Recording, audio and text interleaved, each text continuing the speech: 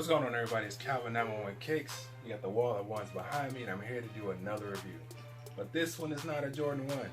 In fact, this is a Jordan 3 Retro Chlorophyll. This shoe actually dropped maybe a week or so ago. We got a black shoe with gray uppers, white with some green. And I recently picked it up on StockX. And actually, they sent me the wrong size. Come here. What you think about this shoe? I love the shoe. Hey, my name is Tyler. Alright. Well, I wear a size 14.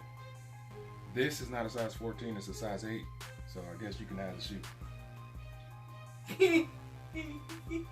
Thank you. You're welcome. Now get out of my video. So, Thank you. you're welcome. So it's a Jordan 3 Retro. That was my son, and he's been excited about being on videos. I actually got this shoe for him, and I just surprised him with it. It's a Jordan 3 Retro. Got some green, some gray, some black. Really nice, decent shoe. Like I said, I got it on StockX, a really good pickup. Just wanted to do a quick unboxing and a little reaction to see how you will respond to it. So it's Calvin 911 Kicks. Hit that like button, hit that subscribe button, give a shout out to Tyler. And I will see you guys on the next video.